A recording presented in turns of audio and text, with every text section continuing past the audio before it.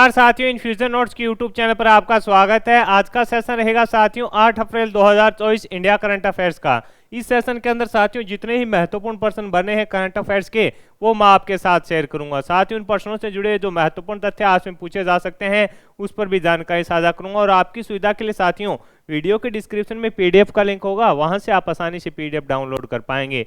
Session की शुरुआत में हम साथियों जनवरी, फरवरी व मार्च के अंदर जितने ही महत्वपूर्ण प्रश्न बनते हैं उनमें से साथियों 3 क्वेश्चन है जो डेली रिवीजन करते हैं। और आज अपने 3 क्वेश्चनों में पहला क्वेश्चन आपसे पूछा गया है कि पुलिस महानिदेशकों और महानिरीक्षकों का 58वां अखिल भारतीय वार्षिक सम्मेलन है जो कहां पर आयोजित हुआ। आपसे पूछा गया है कि पुलिस महानिदेशकों और महानिरीक्षकों का 58वां अखिल भारतीय जो वार्षिक सम्मेलन है उसका आयोजन कहां पर किया गया। तो आंसर हो जाएगा साथियों राजस्थान के अंदर इसका आयोजन किया गया था। कब से कब? तो 5 से 7 जनवरी तक इसका आयोजन किया गया था और राजस्थान के अंदर जयपुर में। तो इंपॉर्टेंट ये साथियों क्वेश्चन रहने वाला है। अगला क्वेश्चन है उत्तर प्रदेश के स्विंद गुरुकुलम गर्ल्स सैनिक स्कूल का उद्घाटन है जो किसने किया। आपसे पूछा है कि उत्तर प्रदेश के स्विंद गुरुकुलम गर्ल्स सैनिक स्कूल का उद्घाटन है जो किसने किया था। तो आंसर हो जाएगा साथियों राजनाथ सिंह के द्वारा इसका उद्घाटन है जो किया गया था। तो ये भी अपने को याद रखना है। अगला क्वेश्चन आपसे पूछा है कि हाल ही में बेटी बचाओ बेटी पढ़ाओ की जो ब्रांड एम्बेसडर कौन बनी थी। पिंकी बनी थी। यह उत्तर प्रदेश के मिर्जापुर की रहने वाली है। इन्होंने एक फिल्म स्माइल पिंकी में अभिनय किया था, उसको ऑस्कर मिला था। बेटी बचाओ बेटी पढ़ाओ योजना की शुरुआत है जो साथियों 22 जनवरी 2015 को पीएम मोदी जी के द्वारा हरियाणा के पानीपत से की गई थी। तो तीनों साथियों मोस्ट इंपोर्टेंट ये क्वेश्चन रहने वाले हैं और आपसे कन्फर्म आगामी प्रतियोगिता परीक्षा में ये पूछे जा सकते हैं।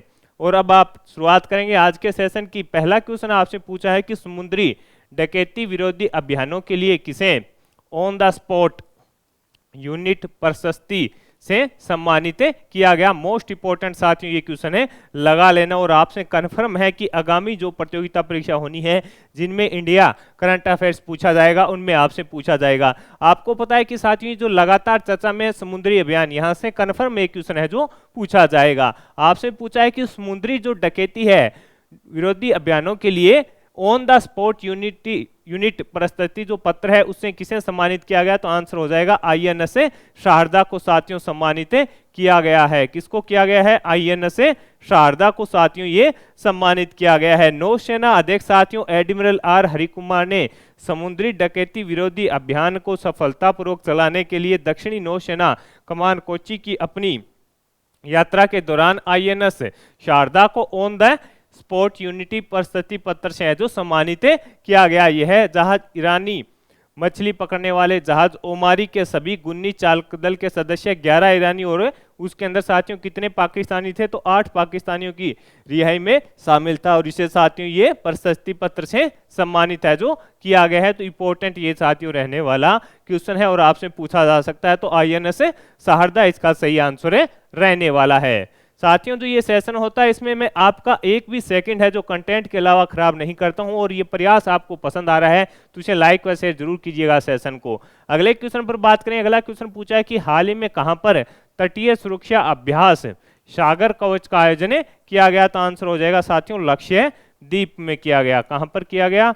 लक्षद्वीप के अंदर किया गया। कहां पर किया गया है? लक्षद्वीप के अंदर साथियों किया गया है। कि हाल ही में कहां पर तटीय सुरक्षा अभ्यास सागर कवच का आयोजन किया गया। तो आंसर हो जाएगा लक्षद्वीप के अंदर साथियों इसका आयोजन किया गया है। देश की सभी समुद्री सुरक्षा एजेंसियों ने 1 से 2 अप्रैल तक साथियों लक्षद्वीप में है जो 2 दिवसीय अभ्यास था उसमें हिस्सा है जो लिया है। देश की सभी समुद्री सुरक्षा एजेंसी ने 1 से 2 अप्रैल तक साथियों इस अभ्यास का आयोजन किया गया था। 2 दिवसीय यह अभ्यास था। उसके अंदर सभी जो साथियों समुद्री सुरक्षा एजेंसी हैं उसने भाग लिया और कहां पर हुआ? लक्षद्वीप के अंदर हुआ।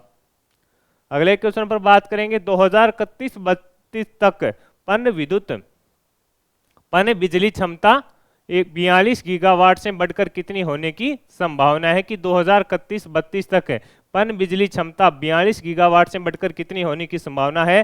तो आंसर है साथियों 67 गीगावाट होने की संभावना है। ये साथियों एक संभावना है ये कि कितनी बारिश होगी इस पर भी ये डिपेंड करेगा। कितनी? 67 गीगावाट होने की संभावना है। देश में 15 गीगावाट की कुल क्षमता वाली जल विद्युत परियोजनाएं निर्माणाधीन है और 2031-32 तक पन बिजली क्षमता 42 गीगावाट से है जो बढ़कर 67 गीगावाट होने की संभावना है, जो वर्तमान क्षमता के आधे से अधिक की है जो इसके अंदर वृद्धि बताई जा रही है। तो पूछा जा सकता है कितनी, तो 67 गीगावाट अपना आंसर है रहने वाला है। इस प्रकार का क्वेश्चन साथियों पूछ लिया जाता है कई बार।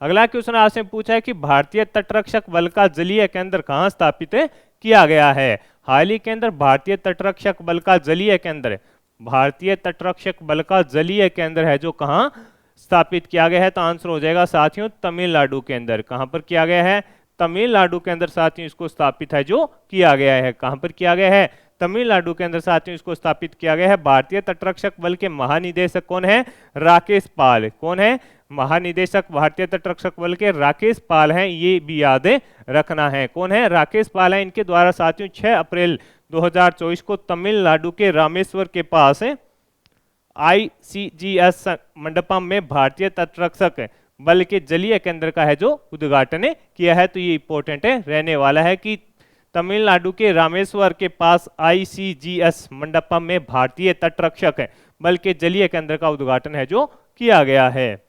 अगला क्वेश्चन आपसे पूछा है कि हाल में डॉक्टर रघुराम को किस देश की मानद फेलोशिप से सम्मानित किया गया है। हाल ही के अंदर साथियों डॉक्टर रघुराम जी हैं, इनको किस देश की मानद फेलोशिप से सम्मानित किया गया है, तो आंसर हो जाएगा साथियों अमेरिका। ये क्वेश्चन साथियों इंपॉर्टेंट रहने वाला है। आंसर क्या हो जाएगा, अमेरिका। डॉक्टर रघुराम दक्षिणी एशिया के तीसरे सर्जन हैं जिन्हें अमेरिका के सबसे पुराने और सबसे प्रतिष्ठित सर्जिकल संगठन ASA की मानद और फेलोशिप से सम्मानित है जो किया गया है। डॉक्टर रघुराम साथियों कौन, कहाँ के हैं, पिल्लारिस्टी हैदराबाद में KIMS Usha Lakshmi centre for breast disease के संस्थापक और निदेशक हैं। ये कौन है, डॉक्टर रघुराम पिल्लारिस्टी हैदराबाद में KIMS Usha Lakshmi centre for breast disease के संस्थापक निदेशक हैं। इनको साथियों कहां पर, अमेरिका के अंदर है जो साथियों मानद फेलोशिप सम्मानित किया गया है। और ये दक्षिणी एशिया के तीसरे सर्जन बने हैं जिन्हें अमेरिका के सबसे पुराने और सबसे प्रतिष्ठित सर्जिकल संगठन ASA की मानद फेलोशिप से सम्मानित है जो किया गया है। अगला क्वेश्चन आपसे पूछा है कि भारत कब तक यूरिया आयात समाप्त करने की योजना में है। भारत कब तक यूरिया आयात समाप्त करने की योजना में है, तो आंसर हो जाएगा साथियों 2025 तक है। इस प्रकार की जो जानकारी निकल कर आ रही है साथियों, बताया जा रहा है कि जो भारत यूरिया का आयात करता है उसको 2025 तक है जो समाप्त कर दिया जाएगा। रसायन और उर्वरक मंत्री मनसुख मांडविया ने कहा कि भारत 2025 के अंत तक यूरिया का आयात बंद कर देगा, क्योंकि घरेलू विनिर्माण पर है जो बड़े पैमाने पर जोर देने से आपूर्ति और मांग के बीच अंतर को है जो खत्म हो जाएगा। यानी भारत को अब साथियों 2025 तक है जो यूरिया का आयात करने की जरूरत नहीं रहेगी। 2025 के बाद यानी 2025 तक साथियों अपने खुद ही इतनी यूरिया का उत्पादन कर लेंगे कि देश में जितनी जरूरत होगी उसके लिए अपने को आयात नहीं करना पड़ेगा। तो अपने लिए इंपॉर्टेंट रहने वाला है। अगला क्वेश्चन आपसे पूछा है कि वर्चुअल ATM सुविधा के लिए J&K बैंक ने किसके साथ है जो साझेदारी की है, तो पेमार्ट इंडिया के साथ। बैंकिंग पहुंच बढ़ाने के लिए J&K बैंक ने साथियों वर्चुअल ATM सुविधा का अनावरण करने के लिए पेमार्ट इंडिया प्राइवेट लिमिटेड के साथ है जो सहयोग किया है। किसके साथ, पेमार्ट इंडिया लिमिटेड के साथ है जो सहयोग किया है। यानी ऑनलाइन सिस्टम को साथियों, आज का जमाना है जो ऑनलाइन है, यानी वर्चुअल ATM की सुविधा को बढ़ाने के लिए साथियों पेमार्ट इंडिया और J&K बैंक है जो इसके बीच में क्या हुआ है, साझेदारी हुई है। तो अपने लिए इंपॉर्टेंट रह सकता है और आपसे पूछा भी जा सकता है। अगला क्वेश्चन आपसे पूछा है कि पंजाब द्वारा चुनाव संबंधी जानकारी के लिए कौन सी वेबसाइट लॉन्च की गई है। पंजाब के द्वारा चुनाव संबंधी जानकारी के लिए कौन सी वेबसाइट लॉन्च की गई है, तो बूथ राबता। ये थोड़ा इंपॉर्टेंट है, अलग सी पहले साथियों तो आपसे पूछा जा सकता है। बूथ राबता जो पहला साथियों वो पंजाब के अंदर शुरू की गई है। इसके देखिए पंजाब के मालर कोटला जिले में जिला निर्वाचन अधिकारी एवं उपायुक्त डॉक्टर पल्लवी ने एक अनोखी पहल शुरू की है। इस पहल में बूथ राबता नामक एक विशेष वेबसाइट का शुभारंभ शामिल है, जिसका उद्देश्य जिले के लोगों को चुनाव संबंधी जानकारी है जो प्रदान करना, यानी जिले के जो अधिकारी हैं उनको भी साथियों इसके तहत जो जानकारी दी जाएगी। इसके अलावा साथियों जो मतदाता हैं उनको भी साथियों जो बूथ राबता है इसके माध्यम से, वेबसाइट के माध्यम से जो जानकारी दी जाएगी, तो ये इंपॉर्टेंट रहने वाला है। हाल ही में किसे दिल्ली में वनों की सुरक्षा से संबंधित समिति का अध्यक्ष बनाया गया है? कि हाल ही में किसे दिल्ली में वनों की सुरक्षा से संबंधित समिति है उसका साथियों अध्यक्ष बनाया गया है? तो आंसर हो जाएगा जस्टिस नजमी वजीरी को। ये इंपॉर्टेंट है कर लेना साथियों। दिल्ली के अंदर साथियों वनों की सुरक्षा से संबंधित एक समिति का है जो गठन किया गया था, उसका अध्यक्ष साथियों जस्टिस नजमी वजीरी को बनाया गया है। दिल्ली उच्च न्यायालय ने साथियों उच्च न्यायालय के पूर्व न्यायाधीश न्यायमूर्ति नजमी वजीरी से राष्ट्रीय राजधानी में वनों की सुरक्षा के लिए एक आंतरिक विभागीय समिति की अध्यक्षता करने का है जो अनुरोध है जो किया गया, यानी अध्यक्ष किसे बनाया गया है? जस्टिस नजमी वजीरी को बनाया गया है। अगला क्वेश्चन आपसे पूछा है कजाकिस्तान इंटरनेशनल चैलेंज टूर्नामेंट में पुरुष एकल का खिताब है जो किसने जीता है? आपसे पूछा है कजाकिस्तान इंटरनेशनल चैलेंज टूर्नामेंट के अंदर पुरुष एकल का खिताब है जो किसने जीता है? तो आंसर हो जाएगा साथियों एम थारून ने। इन्होंने एम थारून ने तो पुरुष में जीता है। और साथियों अगर आपसे पूछे कि महिला वर्ग में किसने जीता है, तो साथियों उत्तराखंड की है अल्मोड़ा में जन्मी 19 वर्षीय अनुपमा उपाध्याय, इन्होंने साथियों महिला वर्ग के अंदर जीता है। अनुपमा उपाध्याय ने साथियों महिला वर्ग के अंदर जीता है। इन्होंने साथियों फाइनल में साथी इसरनी बरुआ को 21-15 और 21-6 से हराया है। और पुरुष एकल फाइनल में साथियों तेलंगाना के 22 वर्षीय एम थारू ने मलेशिया के सुन जू वैन को 21-10, 21-19 से हराकर अपना पहला अंतर्राष्ट्रीय खिताब जीता है। तो ये दोनों इंपॉर्टेंट रहेंगे साथियों। उत्तराखंड के अल्मोड़ा में जन्मी 19 वर्षीय अनुपमा उपाध्याय ने फाइनल में साथी भारतीय इस्सा रानी बरुआ को 21-15 और 21-16 से हराया है। ये इन्होंने जीता है साथियों महिला के अंदर। और पुरुष एकल फाइनल में तेलंगाना के 22 वर्षीय एम थारू ने मलेशिया के सुन जू वैन को 21-10 और 21-19 से हराकर पहला अंतर्राष्ट्रीय खिताब है जो जीता है। अगला क्वेश्चन आपसे पूछा है कि हाल ही में किसे HICSA 2024 life time achievement award से सम्मानित किया गया है? कि हाल ही में किसे HICSA 2024 life time achievement award से सम्मानित किया गया है? तो साथियों कपिल जी भाटिया को। किसको? कपिल जी भाटिया को साथियों सम्मानित किया गया है। किसको? कपिल जी भाटिया को सम्मानित किया गया है। इंटर ग्लोबल इंटरप्राइजेज के कार्यकारी अध्यक्ष श्री कपिल भाटिया को hotel investment conference south Asia HICS 2024 में प्रतिष्ठित लाइफ टाइम अचीवमेंट अवार्ड से इनको है जो सम्मानित किया गया है। अगला क्वेश्चन आपसे पूछा है कि हाल ही में बिजनेस एनवायरनमेंट की रिपोर्ट के अनुसार व्यापार करने के लिए की दुनिया की सबसे अच्छी जगह कौन सी है? बिजनेस एनवायरनमेंट की साथियों एक रिपोर्ट जारी हुई है, उसके अनुसार आपने किस जगह पर है जो सबसे बेहतरीन तरीका है व्यापार करने का, इस प्रकार की जानकारी निकल के आई है। और सिंगापुर इसके अंदर साथियों सबसे बेहतर जगह है जो व्यापार करने की बताई गई है। सिंगापुर सबसे बेहतर है। और दूसरे स्थान पर इसके अंदर साथियों डेनमार्क है। दूसरे स्थान पर कौन है? डेनमार्क है। और अपना साथियों प्यारा भारत इसके अंदर 51वें स्थान पर है। कौन से स्थान पर है?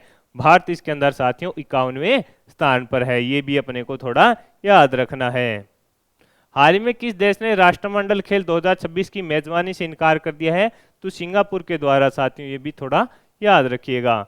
हाल ही में कहां के हवाई अड्डे पर डिजी यात्रा प्रणाली का उद्घाटन किया गया है? आपसे पूछा है कि हाल ही में कहां के हवाई अड्डे पर डिजी यात्रा प्रणाली का उद्घाटन किया गया है? तो गोवा के अंदर साथियों इस प्रणाली का उद्घाटन किया गया है। मनोहर अंतर्राष्ट्रीय हवाई अड्डा होगा।